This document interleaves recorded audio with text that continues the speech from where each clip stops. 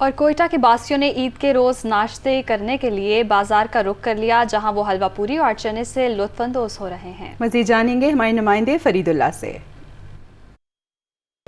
जी, कोयटा में फर्जंदान तौहीद जो है ईद उल फितर बड़े मजहबी जोश खरोश से मना रहे हैं। मीठी ईद है, बड़ी जोश खरोश से मनाई जा रही है और साथ साथ जो है मीठी ईद के मज़े लेने के लिए देखने में आ रहा है कि लोग जो है बड़ी तादाद में घरों से निकले और नाश्ते वाली जो दुकानें हैं प्रिंस रोड पे वहाँ आए हैं। ज़्यादातर जो है हलवा पूड़ी, चने और चावल छोले और इन चीज़ों से ले रहे हैं। उनका कहना ये है कि आज का दिन है, मतलब बहुत घर की में सेरियाँ की हैं, इस तरह जो कुछ चेंज होना चाहिए इसलिए वो यहाँ आए हैं और यहाँ से ख़रीदारी कर रहे हैं। इन तमाम दुकानों पर जो नाश्ते वाली दुकानें खूब रश है, जिनमें नौजवान हैं। नौजवान तो अपने दोस्तों के साथ आए हैं, पूरी पार्टी बना के टेबल उन्होंने रिज़र्व किया हुआ, वहाँ नाश्ता कर रहे हैं और कुछ लोग जो अपने घर पार्सल बना के ले जा रहे हैं। एक हमारे साथ एक नौजवान हमारे साथ मौजूद है, घर के लिए अपनी फैमिली के लिए नाश्ता लेने आए। उनसे हम पूछते हैं कि जी आप यहाँ आए नाश्ता लेने के लिए, क्या कहते हैं? पूरे रमज़ान में घर वाले बनाते रहे हैं, तो अब घर वालों ने कहा है कि ईद का नाश्ता बाहर से ही लेकर आए, तो हम लोग इसी इंतज़ार में लगे हुए हैं। और आप पीछे मेरे देख सकते हैं माशाल्लाह कि बहुत रश भी है ईद के लिए, काफ़ी लोग यहाँ पे आए हुए हैं। हम भी इंतज़ार में लगे हुए कि कब नंबर आएगा